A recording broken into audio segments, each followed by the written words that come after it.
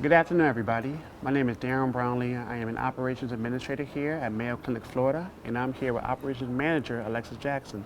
We've been asked to share about our transitions, diversity, and leadership here at Mayo Clinic, Florida. So with that, Alexis, tell me about your background. So I'm from Birmingham, Alabama, Yes, born ma'am. and raised. Okay. Went to Auburn University. Knew that I loved the heart behind healthcare and thought that I wanted to go to medical school. So Okay. my bachelor's in biomedical sciences. Shifted gears along the way and decided that my strengths were more operational in nature. So received my master's in health administration from the University of Alabama, UAB, back in UAB. Birmingham. All right. A part of our program, we're required to do an administrative fellowship. So I accepted the role at Baylor Scott and White Health based in Dallas, Texas, and completed that 1 year of a fellowship before transitioning into a project manager role in neurosciences and spine. That is eventually what led me to the Mayo Clinic, Florida. Okay. I'm thankful to be here. Well, certainly welcome. Thank you. How about you, Darren? Okay, so I was born in Detroit, raised in Montgomery County, Maryland, played football for the West Virginia Mountaineers, Go Ears, and then I received my master's from Hofstra in Long Island, New York. I then received a residency at the Johns Hopkins Hospital, doing a rotation of different areas for about a year or so. After that, I worked with the Department of Surgery as a project manager, transitioning about 2 years into that role to my next role as assistant administrator for the Department of Medicine, ambulatory and access, and a couple of other progressions since then with the Department of Medicine, different areas, chemical dependency, working with the chairman's office and working across 2 different campuses at the time. Wow. In October of 2018, I then decided to take that great leap of faith and join the Mayo Clinic of Florida, as I have now been here for 6 months, and it's been phenomenal to say the least. Was the leap worth it? It certainly was, Okay. to say the least. I promise you that. So it's been great, you know, being somebody born and raised in the northeastern area, coming down to the south has been a great adjustment. I'm adjusting to the heat of all things. And the humidity, right? And the humidity, I had and the dry humidity. heat in Okay, Texas, so understood. the humidity too. Certainly, but it's a transition that's well worth it, and I have to attest to the leadership, the diversity and inclusion here, but also just the opportunity to really do something special, as I believe we both are. So then to that point, tell me what made you then take that leap of faith and have that transition to the Mayo Clinic of Florida? That's a good question, Darren. Yes. I think I had a couple different initial connections to Mayo Clinic, Florida. One, I had a family friend that had heart failure and ended up having a heart transplant here. Understood. And because of our relationship and because of the work that I do in this space, of course, I got to hear about some of the details of his journey and just found that not only was his outcome superb, which we were thankful for, but it was also hyper personalized and just like highly coordinated. And so I feel like in him, I kind of got to see hope personified, and that was really moving for me. But then by way of graduate school at UAB, I had some connections with a few mentors here, and as conversations ensued and I got to learn more about Mayo Clinic, I found that I was just really drawn to the innovation and ingenuity. Would you say that that's similar for you? That was one of my biggest pieces of coming to Mayo Clinic as well. The innovation, you know, not just accepting being traditional, and really trying to be very groundbreaking in all that we do. Yes. I know my pathway as an administrator is a little untraditional yourself. I am a doctoral candidate who is also connected to a foundation where I do a lot of community engagement and health equity work, but also a health administrator. And so instead of putting me within one lane, the Mayo Clinic of Florida has really allowed the opportunity to expand my horizons and find a way to condense all of that into one opportunity, and that's been phenomenal. Yeah, that's so neat to hear. And you're so right that it's this commitment to delivering high quality care, but also transforming the face of medicine. Exactly. And the level of creativity that's inspired, and I think you see it demonstrated through like the physician administrative leadership model, the commitment to our 3 different shields in education, research, and clinical practice. It's really woven throughout, but it's something that you read about, you hear about, but then we see it breathe. Exactly. Right? I mean, but it's such a brand and such a reputation that I'm proud to just be a part of. And they were intentional about really ensuring that they bring the best of the best here. Yeah. They are intentional about their diversity and inclusion. They're intentional about their innovation, but they're intentional about ensuring that they really have the best people, the best candidates, the people who are really going to change the face of medicine through all 3 shields that you mentioned: research, education, and the practice. And that's something that I'm very fortunate to be a part of, and I just look forward to our growth. I mean, we're both rookies here. Yeah. I've been here 6 months. You Three? 3 months? 3, Okay, understood. But I think upon coming here, just having such a open-armed approach of people who really just welcome me here. You know, Yes. transitioning was something that can be scary, and so knowing that people here, my bosses included, my colleagues, some of the people who I work with every day are really just there to help bring me in, show me the way, and show me how to do what's best for the patient, Yep. as they do here every day. And so just that approach, not only here, but across the enterprise, where the DNA of our mission is across the entire system, so true. has been phenomenal. It's so true, Darren. And Yes. I found that I feel championed. Yes. It sounds like we have a similar experience Well in that said. way and embraced. And to your point about the support professionally, right? Not only in how can you excel in your existing work, but how can you be a leader in the community? How can you Well create said. change in the areas that are of highest interest to you? But then also seeing their commitment to diversity. Exactly. And seeing it not just spoken, but also reflected from our most senior leaders. Transition can be challenging sometimes, even embedded in another institution, and you're building a new platform here. What do you feel like are some important things to keep in mind? Well, that's a great question. It's inevitable that change is going to come, and to be a part of that change as the Mayo Clinic Florida is, but also to really embrace it, hit it head on, whether it be changes in our EMRs, our electronic medical records, whether it be changes in the patient populations in which we're going to serve, whether it be changes in the very rare conditions and diagnoses in which we treat. These are all change, these are all new, these are all innovative. Yeah. You know, upon the way people greeted me when I first came here to even meet some of my new and hopeful employees, upon just the campus itself, which is beautiful. And even just seeing the type of hope that we can provide other patients across the floor, across our institution, across our enterprise. I mean, I think this has really been a great opportunity that I'm grateful for. Transition is a little bit difficult. You have to step away from sometimes your family, your loved ones, familiar areas.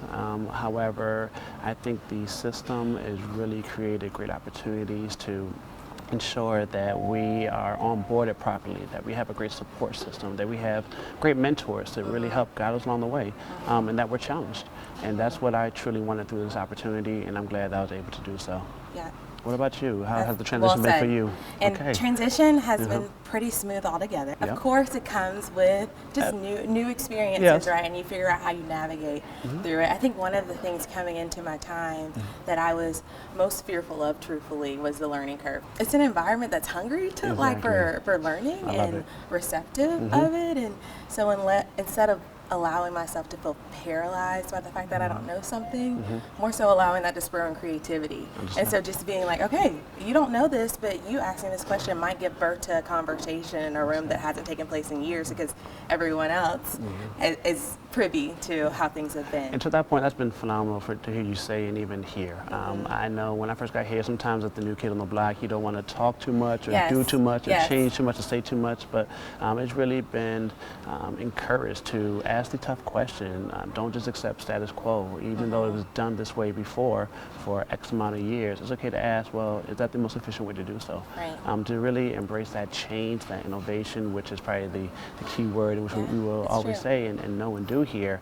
was really, really supportive. Yep. And something that made me feel comfortable, knowing that, okay, it's okay to be unique. It's okay to come in and speak your mind and really try to, as long as you're doing what's best for the patient, you're doing what's best for the institution, and as we are selfless leaders, always putting ourselves after that equation, often it's going to be the right thing to do and to ask and to challenge.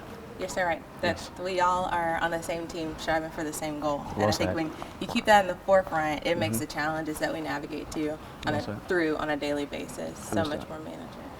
So through your transition, what skills do you think are the most important to really have with you as you navigate from one position to the next? So I mentioned like this eagerness and zealousness to learn. I think that that's one of the foremost of just being able or willing to ask why when no one else is. What's that? I think that as you step into a new environment, we always hear about relationships, but it just takes on like a different level of emphasis when you realize how key it is to know and understand people, right? Like you want to know what motivates them, why things have existed like they have, where personal interests lie, because that helps you to be effective in serving them as their team member and their leader, but also in driving change. So I would say eagerness to learn, the relationships, but then I think getting some quick wins early on. That helps you to establish a level of trust and reliability.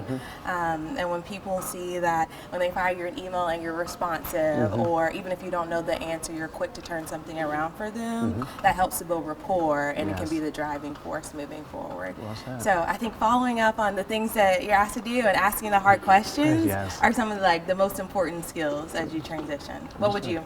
That's a great question. I would add just to evolve, right? So what got you from A to B may not necessarily get you from B to C. And so as you evolve, like any system, as time will, you have to really evolve yourself. And so new skills, new people, new environments, new opportunities, and really to embrace that head on.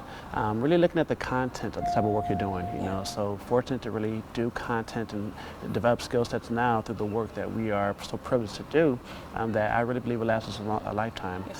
That type of visibility and exposure to really meet great people and to have phenomenal mentors and bosses and colleagues and people that you work with, I think is also, I don't say a skill set, but something that just comes with the perks of working in an environment of such. And as you just continue to do that, evolve, exposure, really work on the tougher projects, not be afraid to raise your hand or ask a tough question, I think that is needed. And to your point you mentioned earlier of just being hungry, right? You know, this is tireless work. There are some late nights and early mornings that you will put in occasionally, but I think it makes it so much easier when you really know you're doing this for a cause bigger than yourself. And so that drive, that assertiveness, that work ethic is something that can always be taught, but that's just with the skill sets that you hopefully gather and gain throughout your life. You're absolutely right, Darren. One thing that I feel like I've learned from you is just the commitment to being a student of the areas that you support and spending some time doing research just on the industry trends and being able to better inform our questions when we're in the room by what we're seeing, not only internally but externally too. So thanks for that, tidbit of knowledge. I appreciate that, but with all due respect and humility, I tip my hat to you as well. I mean, it takes a village, and to really just have that support of a group, of a colleague, of a boss, I think it's been really the biggest advocate, the biggest thing that I felt most comfortable stepping into here.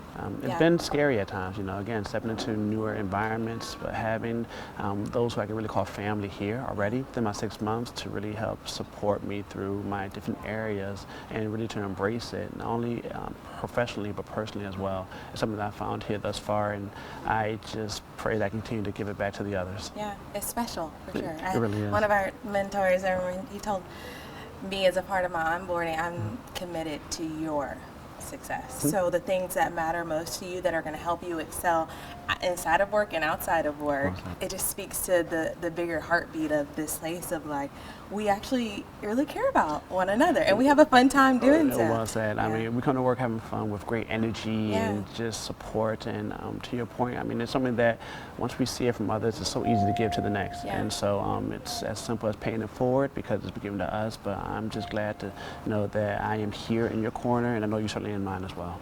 I really think it's the power of your network, right, and just how important the network is. And so I actually met one of my bosses here when I was at another professional organization. Through Which one? The American College of Healthcare Executives, ACHE. And so that's where I met him actually 2 years ago. And at the time, though we chatted, it wasn't any too formal, very informal, and we just kept in contact.